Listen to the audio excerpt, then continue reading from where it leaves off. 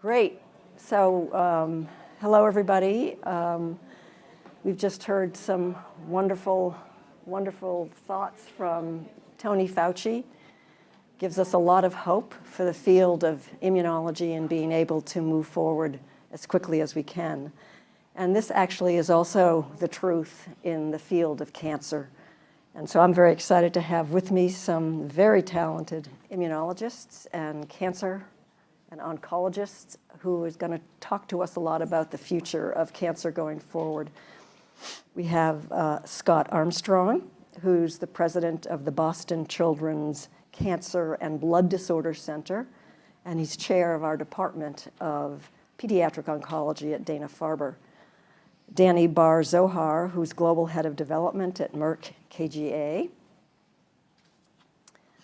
Samit Hirawat, who is Executive Vice President and Chief Medical Officer at Global Drug Development at Bristol Myers Squibb.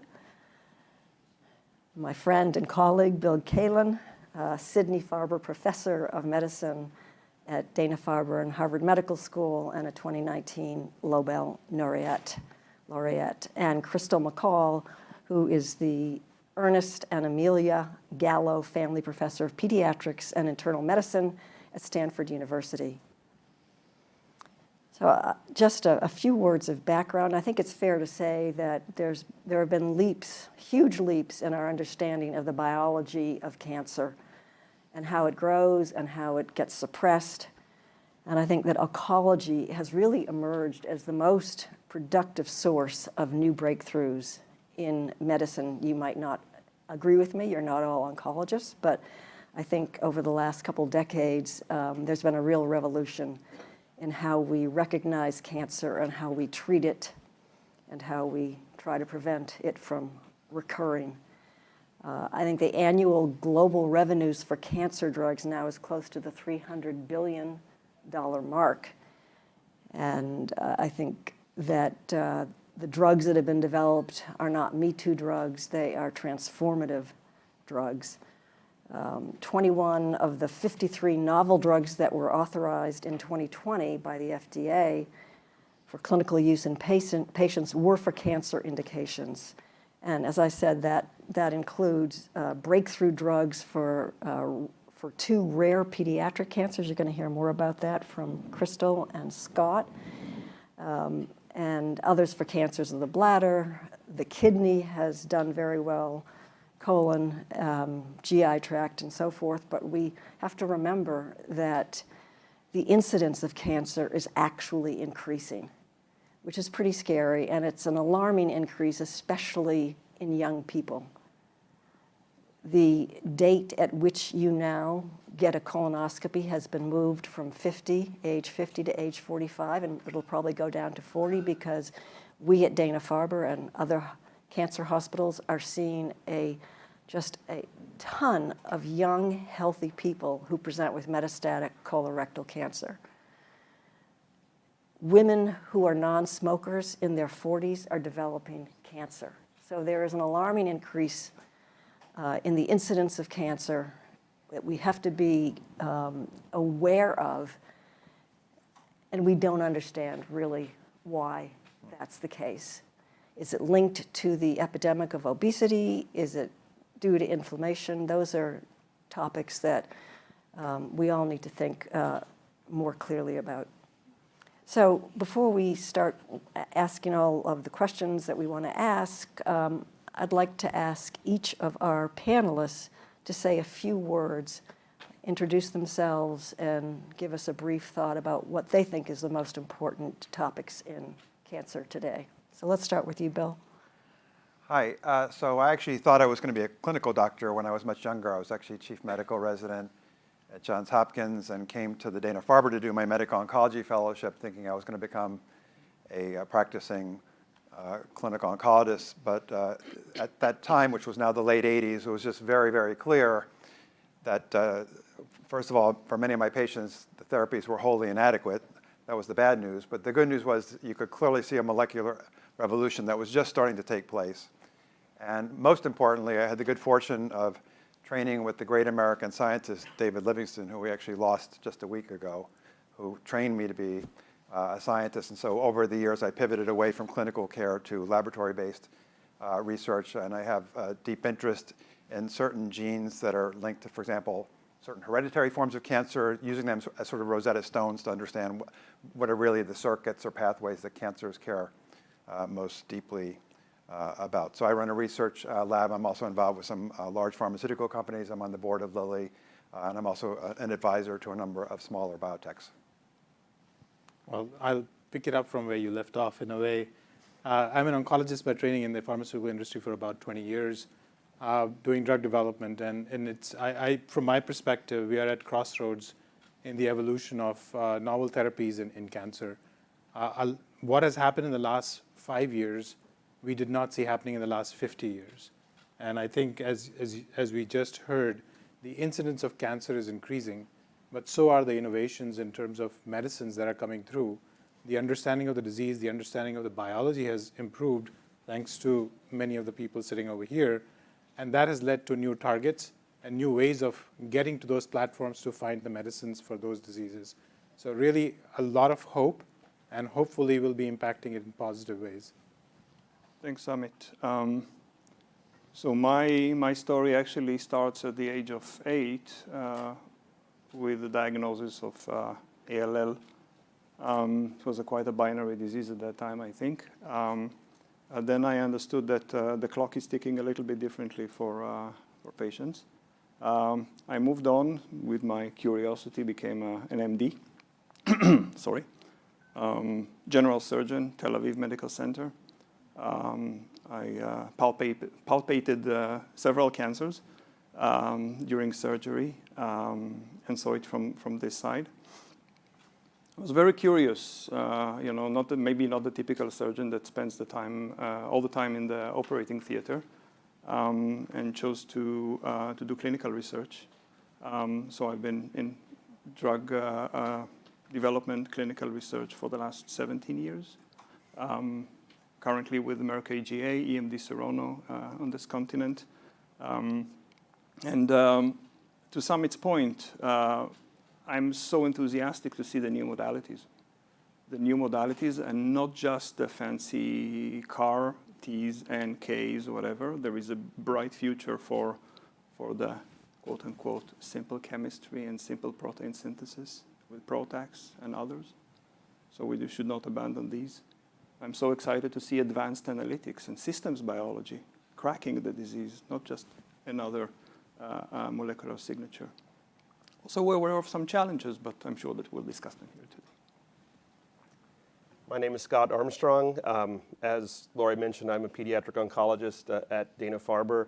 A story similar to Bill's. I was planning to be an MD, probably a local physician in Oklahoma, and went to medical school in Dallas and was exposed to Mike Brown and Joe Goldstein, who I got the opportunity then to do my PhD with, and really changed the direction of my life. I know they've been involved with this foundation quite a bit as well. And then went on to become a pediatric oncologist. I don't see patients much anymore, but I have to say being at this meeting today has really been inspiring. And I think it's also important for me to say, and I bet Crystal will say the same, that in pediatric oncology, we really need your help, you, the pharmaceutical industry, and biotech industry, because we have a bunch of rare diseases, and that's difficult. And we in academia can push things along a distance, but we can't do it without you. And I'm looking forward to more interaction with many of you. My lab works on epigenetics, chromatin biology, and developing or trying to discover small molecules that influence those mechanisms. We've got ways to go. We need a few light bulbs, as was mentioned today, in that space to help move forward. But hopefully we'll be where immunotherapy is maybe in the next 5 or 10 years. Good afternoon. Like Bill and Scott, I was imagining myself as a physician that would practice oncology. Grew up in Ohio, and in the 80s, I was very curious about immunotherapy for cancer, and really started to, see what was out there, and there wasn't much. And so in 1989, I went to the NIH, and I went from being a community doctor to learning how to become a scientist. And I'm deeply indebted to my mentors at NIH, Steve Rothenberg being, of course, one of them.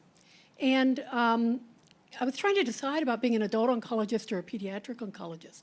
And anybody at that time would have said, well, I'm going to go pediatrics because at least you can cure some patients. It's not so depressing. So here, fast forward 30 years later, and the most amazing thing has happened. Number one, immunotherapy has gone from the total fringe religious movement in oncology to the real transformation of the last decade. The other thing that's happened is adult medical oncology has dramatically advanced. It is now, scientifically and clinically very satisfying because, we still lose a lot of patients, but we've made so much progress. And here, pediatric oncology, you can really kind of start the clock in 1989. When I started my career, not much has happened. We still treat most children today, not exactly, but most children today the way we treated them in the 80s, despite all of the improved understanding of the biology. So you never know what the future is going to bring, is what that tells me. Great. All right, so let's start with some questions, and those of you who want to answer the question, feel free to do that. No, actually, I was going to let them talk for a while, and then at the end we'll have some questions, but I don't see any reason why we can't.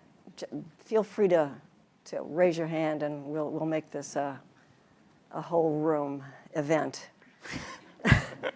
Let me start out with a question that Bill raised, and that's, we still succeed only to a small percentage when we're looking for a drug, a new drug.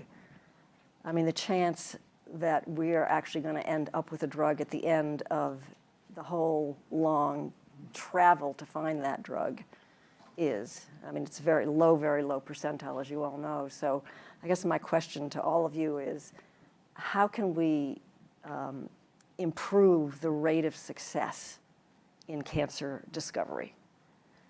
So maybe I'll start with what I think is the bad news and then end with the good news. So I think the bad news is, I think one of the challenges for the entire industry is it's trying to do engineering in what's really a scientific environment. And what I mean by that is when Kennedy said we're going to put a man on the moon, he could be pretty sure it would take a decade and approximately how much it was going to cost because it had been fundamentally reduced to an engineering problem. It was a magnificent engineering problem, but thanks to Galileo and Newton, the basic scientific principles, I am assured, were known by 1960, and that's why he could be so confident. I think in the pharmaceutical industry, we're in a transitional phase. There are a lot of unknowns, and if we wait for all of those unknowns to be answered, we're going to be long gone, and no one can afford that luxury. So you take chances, you take bets with incomplete knowledge, but that's the bad news. So now we're going to get to the good news. So I think everything changed circa the year 2000 with the publication of the human genome, and I think we're so close to it, but we're in the early innings. I think we're going to look back and really understand everything changed, and that's been particularly important in cancer, because in the end of the day, cancer, of course, is due to mutations in various and sundry genes, but it's true for other diseases as well. And so the reason I'm more optimistic now than ever is I've been really impressed that one way to take some of the risk out of drug discovery is to at least minimize what I call the biological risk, meaning how sure am I that if I manipulate this target, it will have a therapeutic effect. I contrast that with, for example, chemistry risk, something we may come back to later, commercial risk, and other things I don't frankly think about. So in biological risk and minimizing biological risk, what I'm really impressed with is the power of genetic validation. So when you talk about targets, I put them in two camps. They're either genetically validated or they're not. And it's just a lot easier when they're genetically validated. And it's worth commenting, there are several forms of genetic validation. So the highest form is when there's a naturally occurring genetic variation in the human population that more or less tells you if you hit this target, it will have this effect. For example, think about PCSK9 mutations causing hypocholesterolemia. But in my world of cancer, think about people who had BTK mutations who had an absence of B cells. So that's kind of the highest form of genetic validation. But there are other forms. So for example, somatic mutations in cancer, especially when they're highly recurrent. Think about, for example, recurrent BRAF mutations that activate BRAF in melanoma. So that comes pretty close to a smoking gun. It can be a genetically engineered mouse model. We were pretty sure that if you block VEGF, you were going to block angiogenesis, because if you made a mouse that had no VEGF, guess what? No angiogenesis. And then finally, now for the first time, we can do somatic cell genetics with things like CRISPR and hairpins, and at least start to get some evidence that if you genetically manipulate the target, it will likely have this effect, provided you do the proper controls, which is something I've written about because a lot of people don't do the controls. But if you do the controls, that's a pretty good experiment for telling you, if I manipulate this target, it will have this effect. And of course, that's a big improvement from the world of the 1970s and the 1980s, where you almost needed to have the drug to know what perturbing the target would do. So these are some of the reasons I'm more hopeful. Maybe I can add on from where you left off. So you covered the genome part of it, but I think we've made even further progress. One is going back to the chemistry side of things, and what Danny just spoke about, using the artificial intelligence, machine learning tools. Now that we understand the structures better, I think the chemistry and finding new molecules, using the scaffolds and building those new medicines and new compounds has become easier. We need to go broader on that one. On the second portion, if it's a singular mutation, finding drugs for those, the kinases that we have, there's tremendous progress that has come along. But as somebody else said, that in one of the ASCO conferences, cancers are smarter. They're not driven by singular mutations.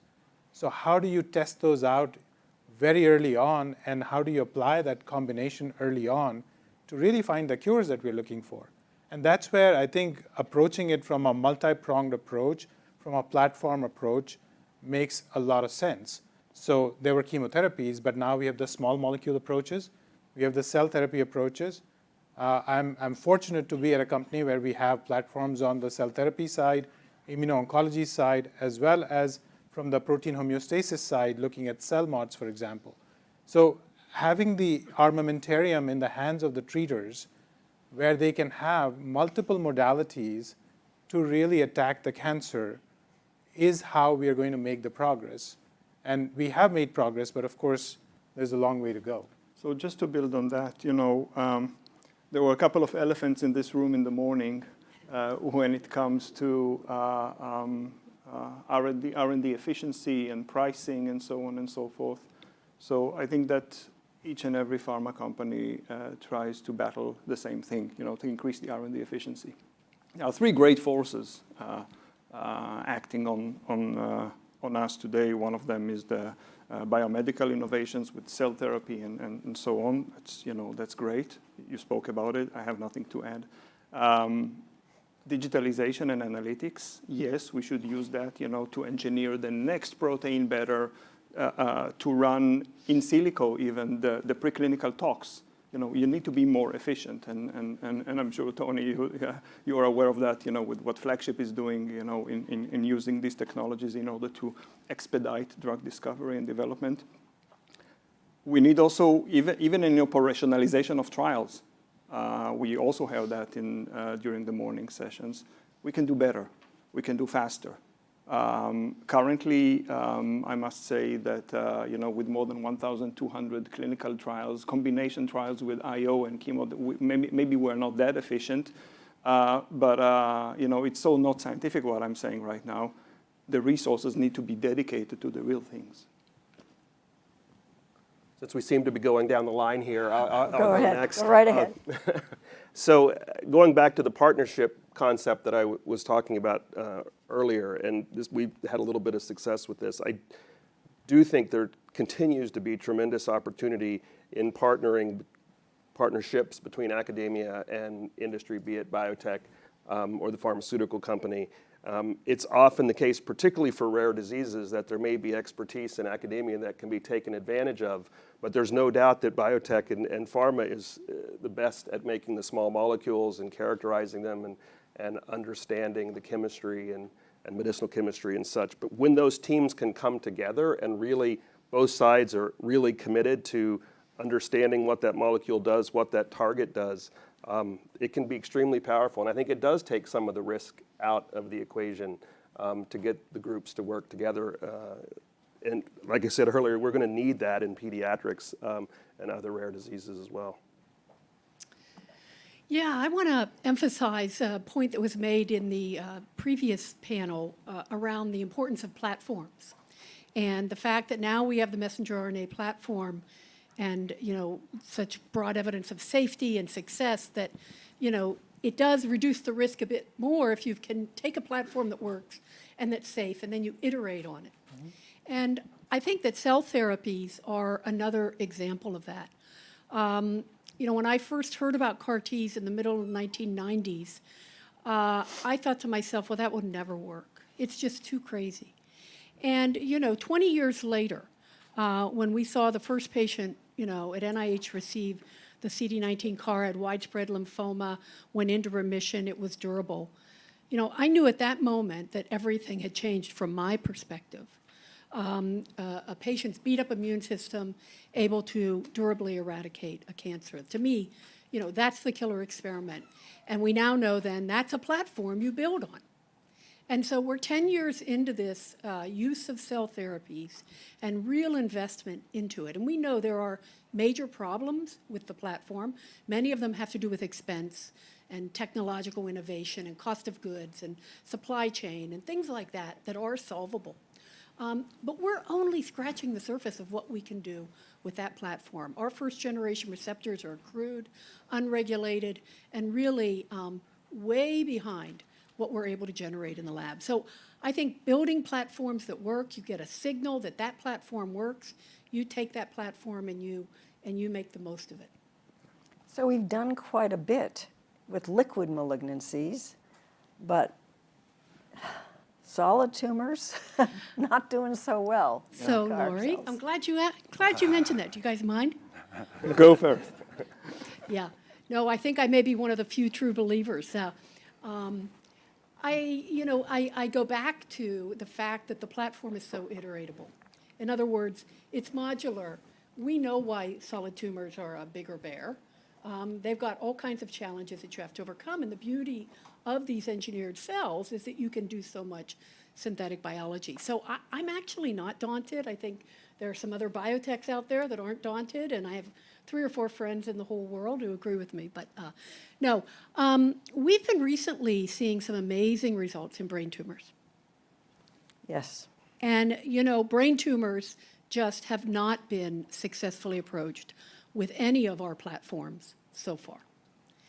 And at this point, what we've learned is that if you administer the CAR T cells into the brain, that they dive deep into the brain, they do it quickly, they do it with less toxicity than if you administer them systemically, and you can give repeated doses without rejection.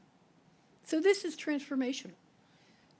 We have a clinical trial now where we've treated 11 children with a devastating brain tumor, and 10 of the 11 have had substantial benefit.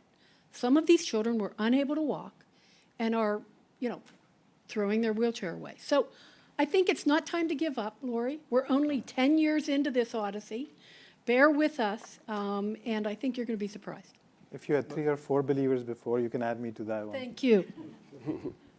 Even 10 years into this odyssey, I think that you mentioned the platform. So now we're talking about using the same CAR constructs and plugging them onto NK cells who have totally different attributes as compared to CAR Ts, and we may discuss it later. They get to the war ground quickly.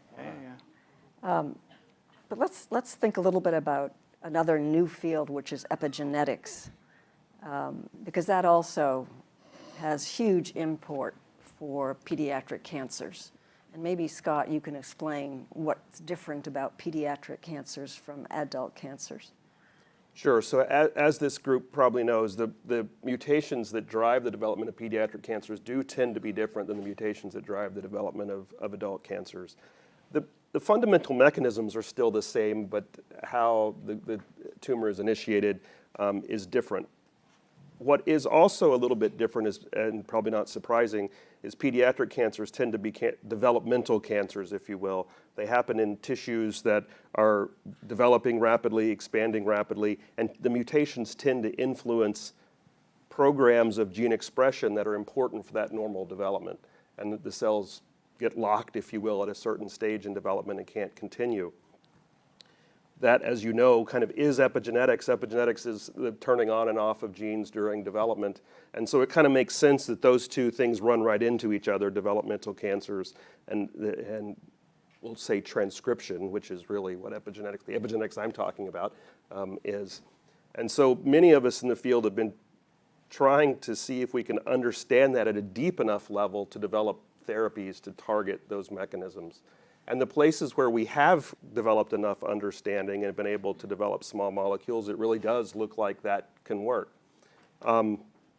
But we do still need, we're still even earlier in the understanding, I think, than we are with immunotherapy. There's still work to be done to understand how we selectively and specifically turn certain genes on and off. And I think that's really where we need to go next, at least in this particular space.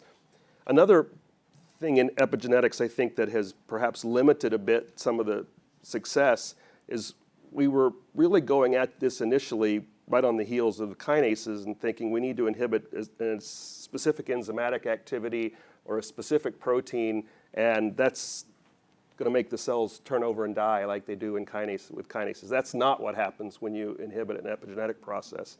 And so I think, and we were all a little bit worried that if you start messing with developmental programs, the toxicity is going to be dramatic. That has turned out not to be the case. So we're starting to think about this, that we need to be a little more aggressive, actually, in this space. And it's already been alluded to a little bit, but I think a very exciting area in drug discovery is the development of degrader small molecules that degrade proteins, be it Protex or molecular glues. And I think that development is going to make a big impact in this space. So you can take out the whole epigenetic complex, perhaps, all at once, rather than inhibiting a single protein in a 17-protein complex that's bound to DNA and thinking that's going to do the action. So we're really focused heavily in this particular area. And we've already seen some cases where inhibitors don't have activity and degraders have pretty dramatic activity, trying to understand that. I just want to then reinforce something Scott said and bring it back to, you've already figured out I have a geneticist view of the world. So, I would say I was guilty for many years saying that, yes, there are these epigenetic changes in cancer, but is that simply like the blind man and the elephant? What's cause, what's consequence? But you probably know there are, and Scott's one of the world's experts, a number of examples of genes that are recurrently mutated in cancer that encode proteins that are bona fide epigenetic regulators. And so that, again, is sort of the genetic smoking gun that got me to say, Scott Armstrong and others are really onto something. We need to think more about these epigenetic targets.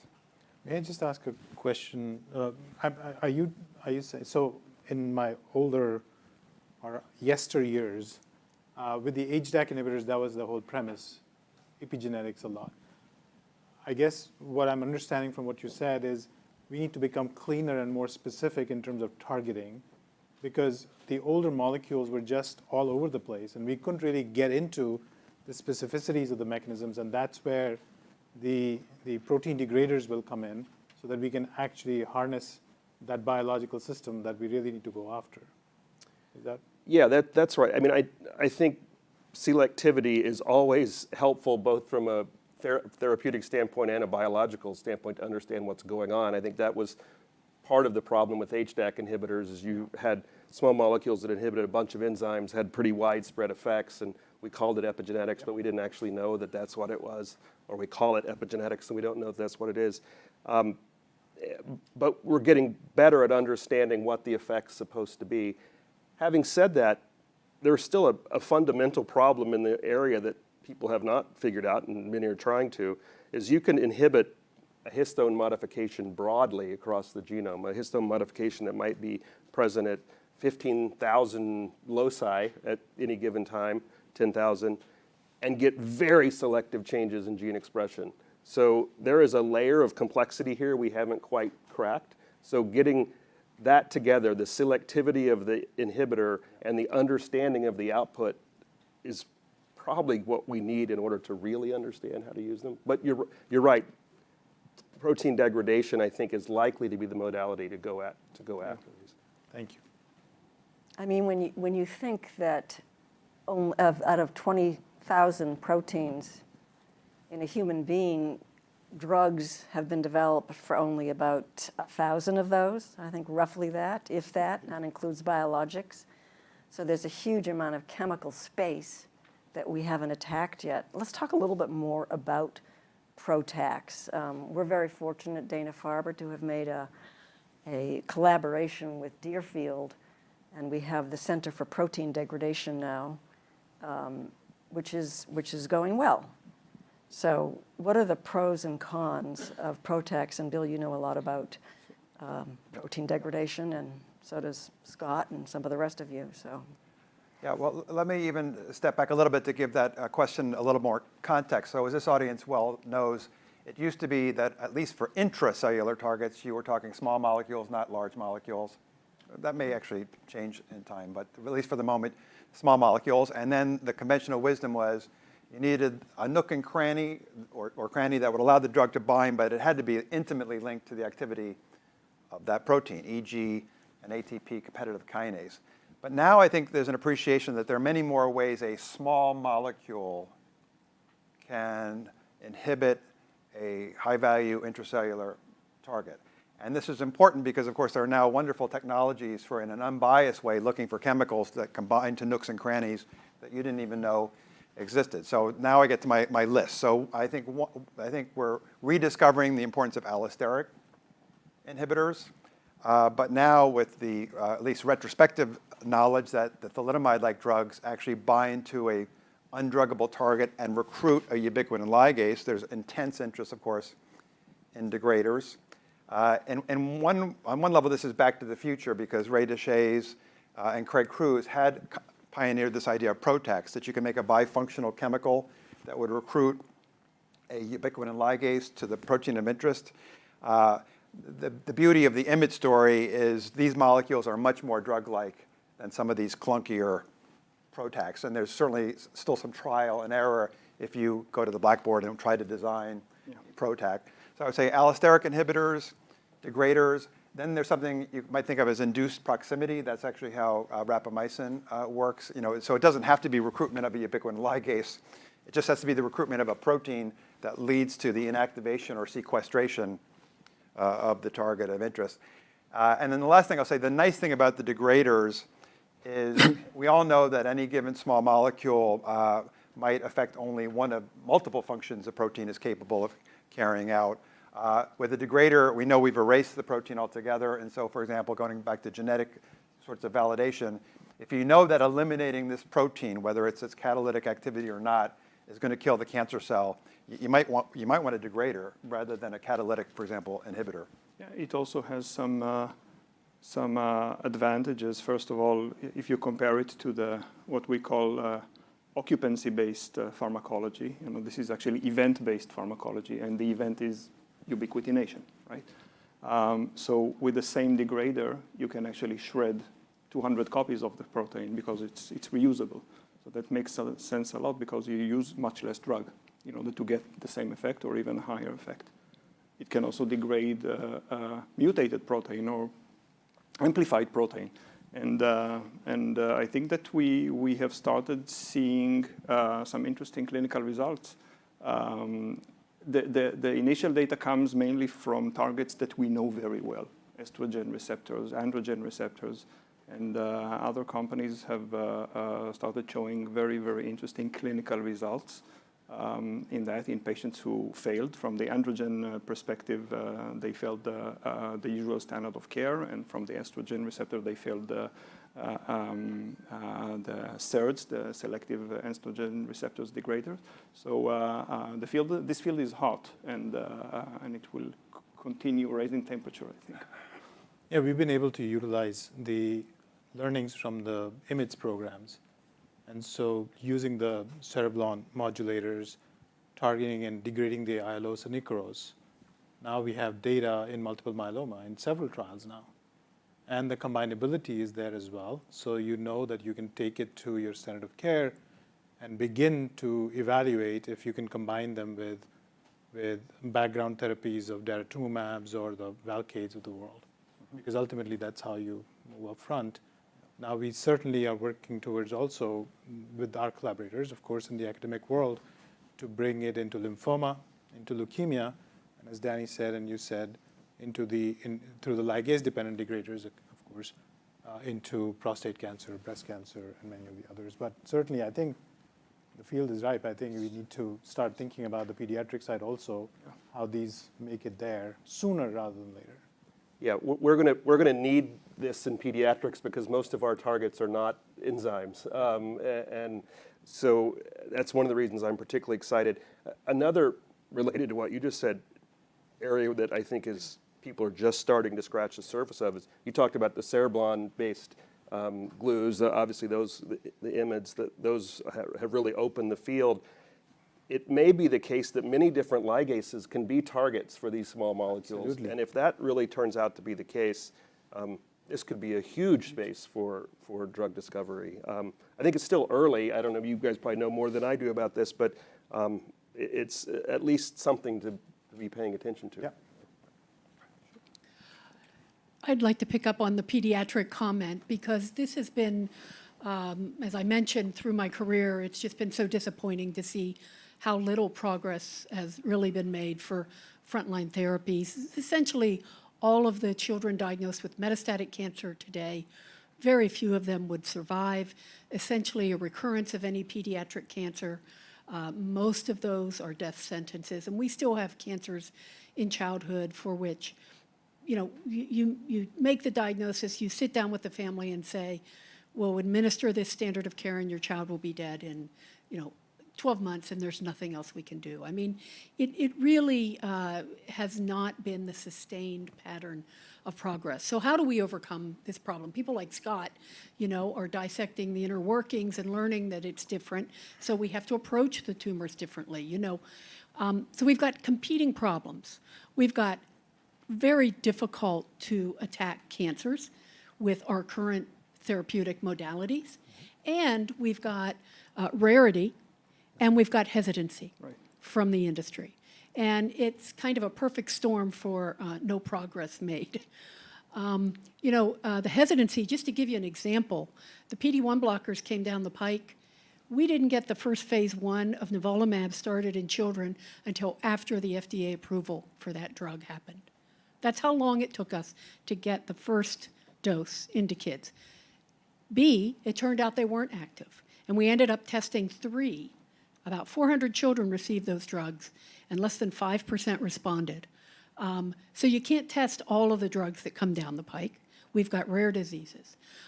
So what we really need is buy-in from the private sector to understand that, there are certain drugs and drug classes where this is the perfect example.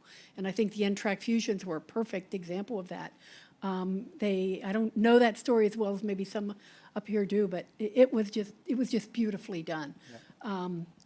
And so pediatrics needs to be at the table. We can't do it without the private sector. And maybe I'll talk a little bit about other models, but I don't want to. Yeah, I would just second that, Crystal, because the vast majority of research into pediatric tumors happens in academic medical centers. Absolutely. Pharmaceutical companies are not very interested. It is, thankfully, a small group of kids who do develop cancer, but it is the major cause of non-accident deaths in kids. And I feel like the academic medical centers have to raise the funds to invest in that kind of research, and very little interaction with the pharmaceutical companies. So that's. Could I make a comment? Yes, please. It's obviously it's a hot topic, and it would be a disservice to the pediatric population if we are not going to pay attention to it, to be honest. And this is where the collaboration can be done even better, both from the pharma side as well as from the industry, academic side, and from the regulatory perspective. There are methodologies, and I think you spoke about one of them, that we should be investigating medicines sooner rather than later. Progress has been made as we think about initiating phase 3 trials. Many companies, including ours, have decreased the age of enrollment down to 12 years now. Right? And we have to continue to work with the regulatory agencies to see how we can continue to make that progress. And it's mandated. I mean, it's mandated now, so. Yeah, exactly. But it took a while to get there, and it was because of the collaboration of academia, regulators, and industry that regulation came into being. I think if we can continue to push that button again and again, I think we'll do better. And I think the idea around the pediatric written request as well as the PIP, that it is now mandated, is a good idea. And I think it is going to make some difference. But I also agree with you that the collaboration needs to start much earlier in the development process of the drug rather than wait until after approval. I wholeheartedly support that. I mean, I've said this many times, but I do think that pharma and biotech need to recognize how important the academic medical centers are. We do the fundamental science. Without it, there is nothing to translate. Completely agree. And really, the kinds of terms that we get when we make alliances with industry are not very enriching for nonprofit hospitals like the ones that 4 of us are in right now. Billy, you maybe can, you recently played a role in the development of HIF-2 alpha inhibitors for VHL disease and kidney cancer and anemia. And so you worked very closely.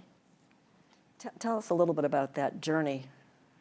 Well, first, just to echo what you said, I remember maybe 20 years ago when you started to see this shift of academic labs, academic institutions getting more translational, in some cases even having in-house drug discovery operations. I remember an executive at a large pharmaceutical company said, look, it's very nice if you academics want to do some drug discovery and translation, but we're actually pretty good at that.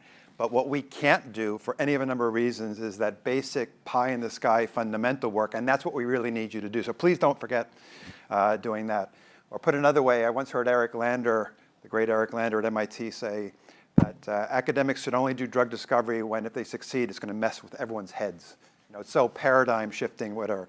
So I started working on this rare hereditary cancer syndrome called VHL disease, von Hippel-Lindau disease, back in the early 90s. These patients inherit a defective version of the VHL gene. They develop a number of cancers, including kidney cancer, one of the 10 most common cancers in the developed world. As you might have predicted, if you now looked at non-hereditary kidney cancers, the same gene was mutated, but here, as a result of somatic mutation. So again, we had that genetic smoking gun, VHL gene lost, you're at risk of kidney cancer. Over the next 5 or 10 years, we figured out that the problem was when you lost the VHL protein, you deregulated a transcription factor called HIF.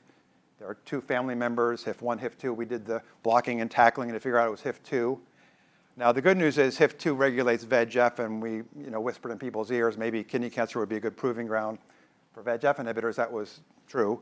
But again, there's a lot of dogma in science that turns out to be wrong. I was told, but forget about drugging HIF2. You'll never do HIF2. And then I got a phone call about 10 years ago from Stephen McKnight at UT Southwestern saying that they had done some of that paradigm-shifting chemical screening at UT Southwestern. They identified a chemical that could bind to HIF-2 alpha, and in so doing, induce an allosteric change such that it can no longer bind to DNA. They were smart enough to out-license it to a biotech company because, as I was told, those chemicals were publication grade, but not pharmaceutical grade. They needed some real, medicinal chemistry, which was done. The compound was later acquired by Merck. It went into clinical trials. It's now approved for the treatment of VHL disease, and it's in phase 3 testing for kidney cancer. And I guess the last lesson there is, the old way of doing things was to treat patients who had kidney cancer who failed everything. Thank goodness there was still a signal, but these patients were really beaten up.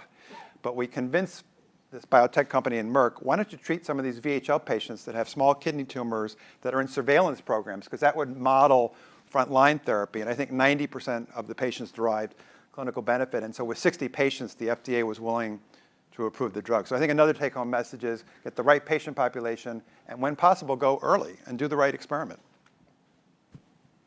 There was a question out there. Yes, please. Introduce yourself. I'm Daniel Arbus from Theory on Investments. Thank you for this fascinating discussion. I'm also the parent of a 27-year-old who's a 2-time pediatric ALL survivor and who for the past 30 months has been dealing with GBM. So think of me as the personification of the patient journey. And my listening to this conversation for the past 45 minutes, I've been struck by the progress on the one hand, the discussion of cell therapies, protein degraders, and other innovations, but we're still talking about silver bullet type thinking, addressing what are clearly symptoms. When the technology exists now for us to be doing a lot more sequencing up front of people while they're still healthy, which UK is way ahead of us in the United States doing Genomics England and our Future Health and our position. I'd love to hear your thoughts on the systems biology approach that will eventually put us in a position where we can find the problem at the transition point in molecular terms to the cascade that manifests in symptoms, by which time we're already on our back foot. Cannot agree with you more. I think that maybe in my first sentence, what excites me about that is not just the plethora of great data in terms of omics, yeah, that we managed to obtain today and sequence patients really deeply in terms of the genome and other data points. It's also the computational capability that we have. You know, we started talking about machine learning. You know, now we're talking about using this huge volumes of data with quantum computing, and really to harness systems biology, molecular biology, biostatistics, bioinformatics in order to crack the disease, because we're just smoking something if we think that it's only one thing or one node or one oncoprotein. It's not. Exactly, but even you referred to Protex in the context of failing the standard of care. What I'm suggesting is that we start thinking about doing things completely in the opposite direction. Start by longitudinally observing people while they're still healthy. You're spot on, and here I would like to emphasize something which I see as a deficiency. We usually, in academic centers, we identify a biomarker or a target, and then we rush relatively fast in order to drug it. You know, pharma takes it, biotech takes it, and we drug it, and yay, we got a drug to the market, which is great for the patients.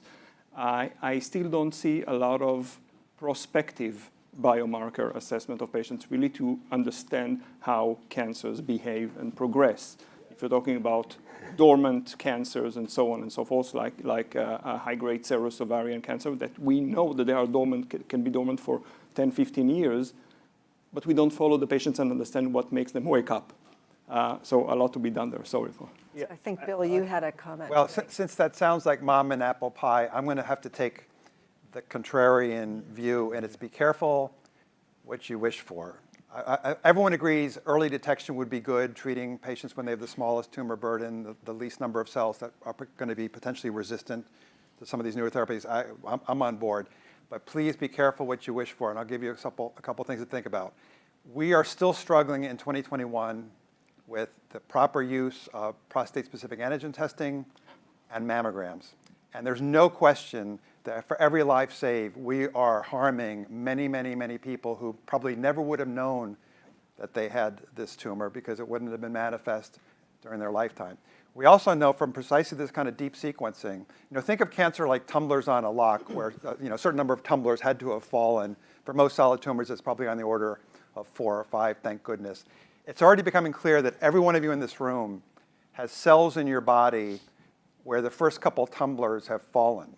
So do you really want to go to the doctor and the doctor says, your MRI is squeaky clean, perfect, but you have some brain cells or pancreatic cells that look like a couple of those tumblers have fallen? Do you want, I wouldn't know what to do with that. So until we know what to do with that kind of information, now if we're lucky enough, we will start to see that maybe there are certain genetic alterations that are a dead end, and we'll be able to tell someone, even though you had those tumblers, you were never at risk of having the next tumbler fall, versus, maybe we want to think about this. But again, even in organs you don't need, like your prostate and your breast, we don't know how to do this properly.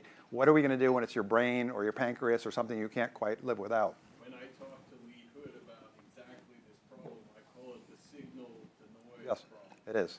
Well, It is. It is. So I think Crystal and I want to have a more Yeah, positive yeah. spin. Let me, but I want to start by saying, my heart goes out to you. Yes. No, it goes out to you, and the system should have been able to do better by your daughter, because her brain tumor is likely to be related to the previous therapy that she received, at least in part. And that's the other story, I'm sure. But I think that that's the other story in pediatrics, is that 4 out of 5 of those children survive.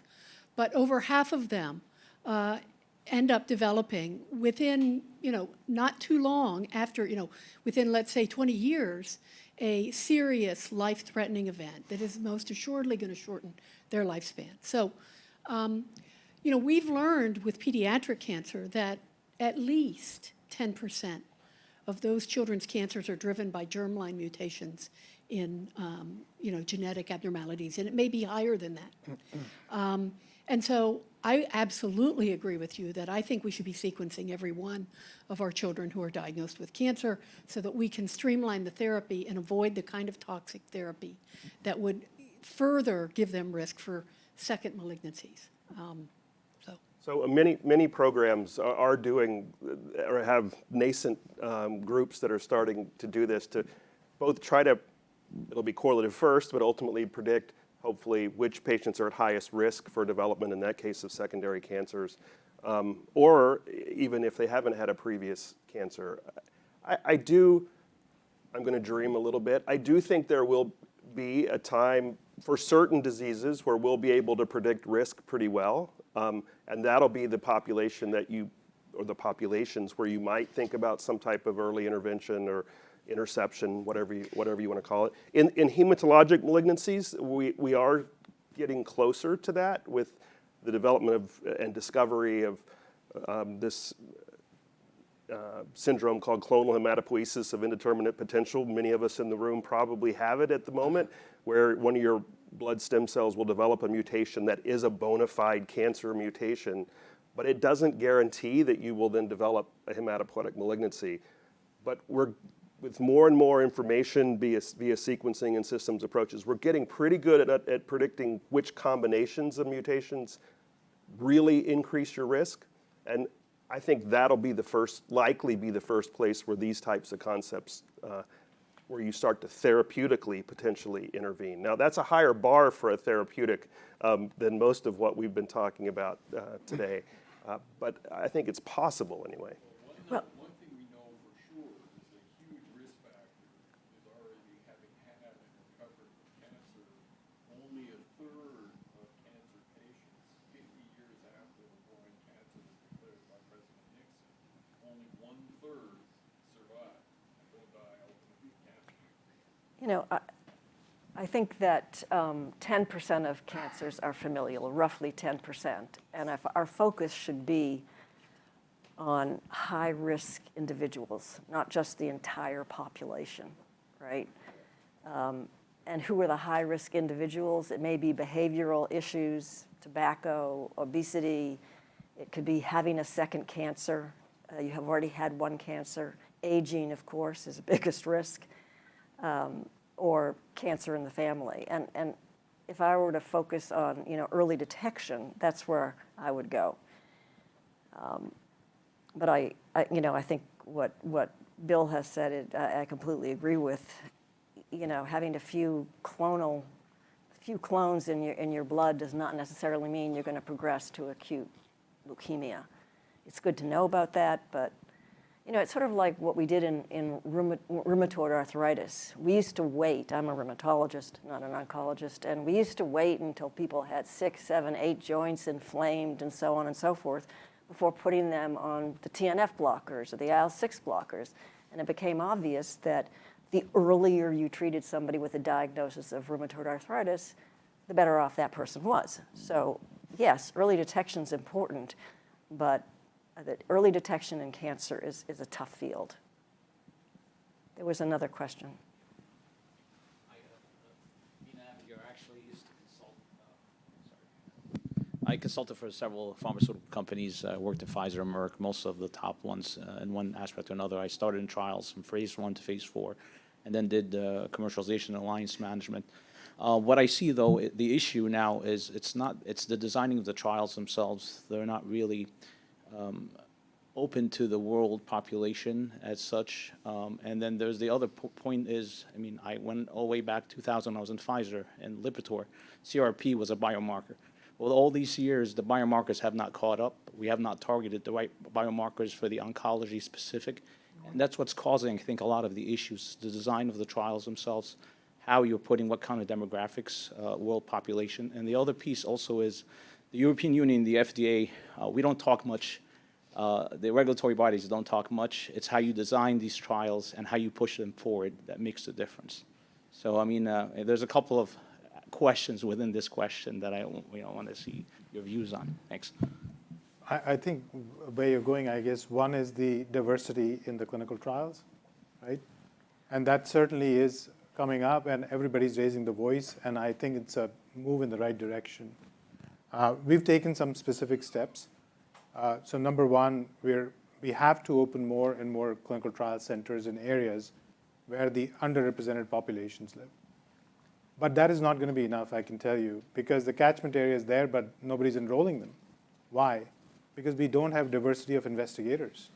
Because you always want to see a physician who looks like you, talks like you, can understand you, culturally, behaviorally, and certainly vocabulary as well. And the third is the education on both sides, from a physician perspective as well as the population perspective.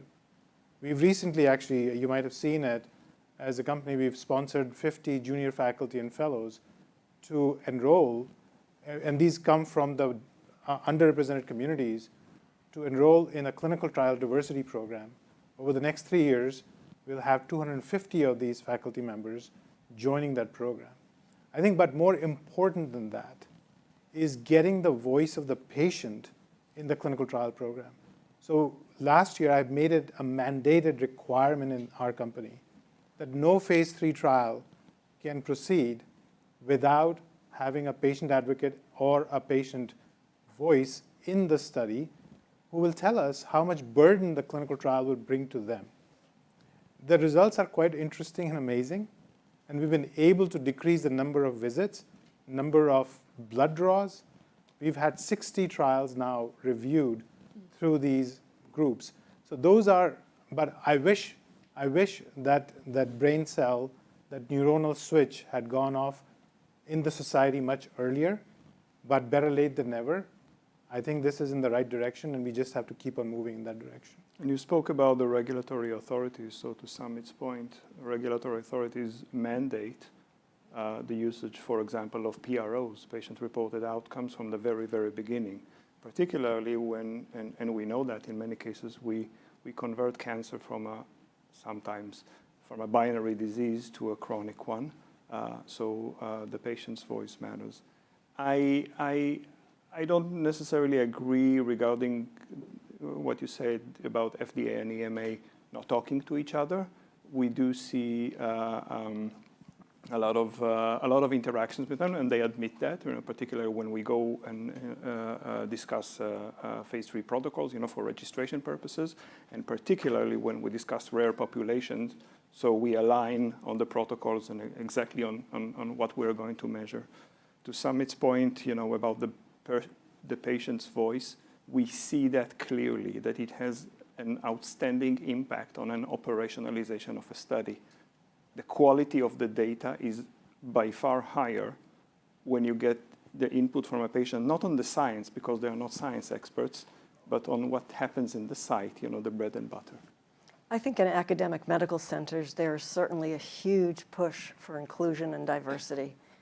A couple of the things we've done at Dana-Farber, actually, one was thanks to a gift from the Prostate Foundation, and a donor allowed us to form an alliance with the Boston VA, which is, of course, a very diverse population, so that these individuals with prostate cancer can come join our clinical trials in prostate cancer.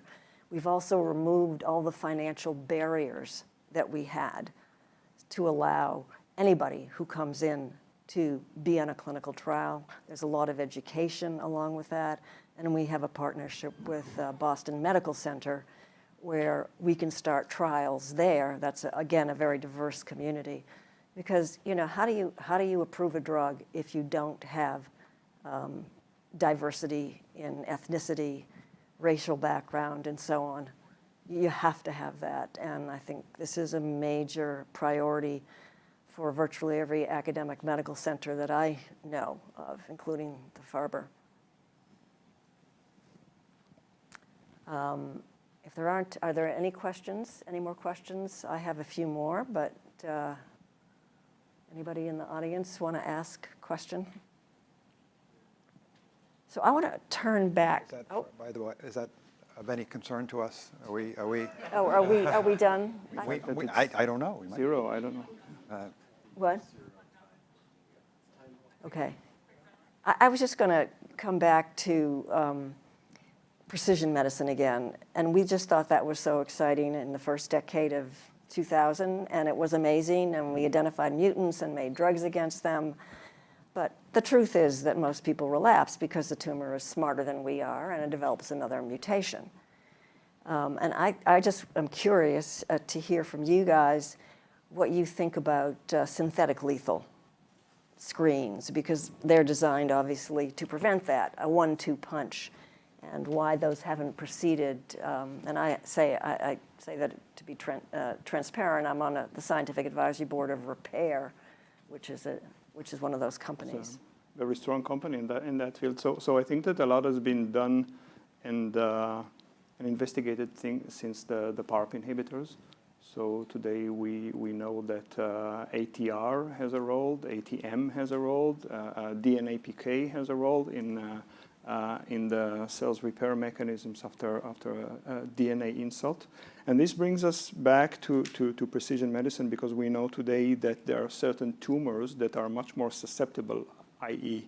small cell lung cancer, ovarian cancer, to hits in the DNA damage repair mechanisms. So we should sort of go there. But also when you go there, hitting it with one inhibitor of the DNA damage repair may not suffice, and you need to find, again, with precision medicine and biomarkers, the other hit, the other mutation, sometimes in the ATM gene or in other genes like ARID1A and so on and so forth.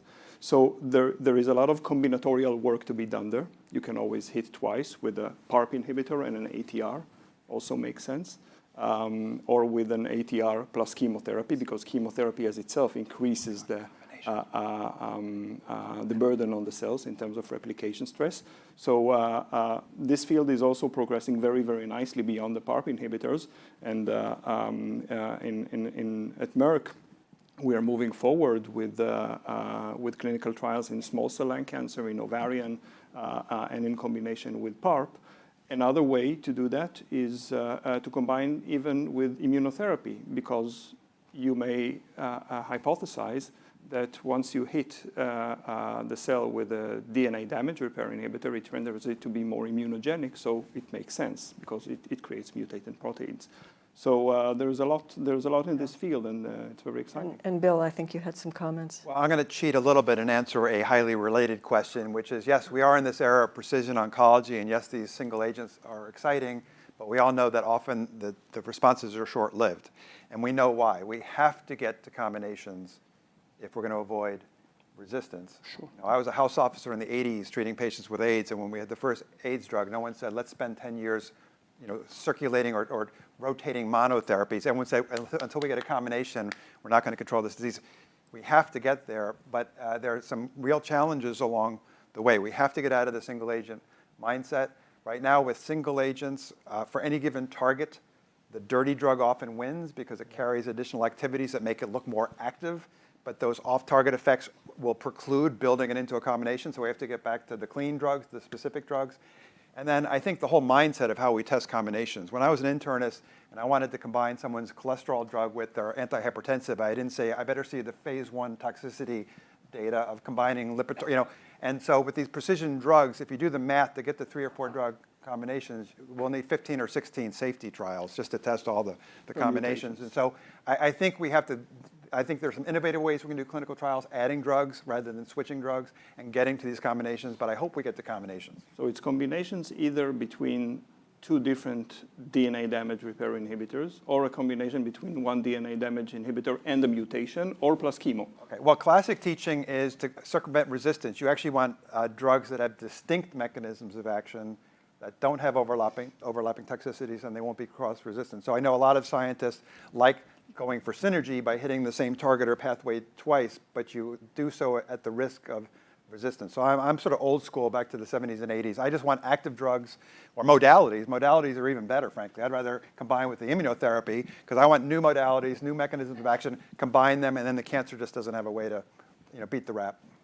So I'll just end this with a conversation I was having with Mike Rosenblatt, and that is there is an increasing desire, I think, and push for postmenopausal women to get out their cancer organs, the uterus, ovaries. We can't treat those cancers very well. And after they've done everything they can do for you, why have them? They're just little cancer-causing organs. And with that, let us thank our wonderful panelists, and thank you all for listening. That's definitely a no comment.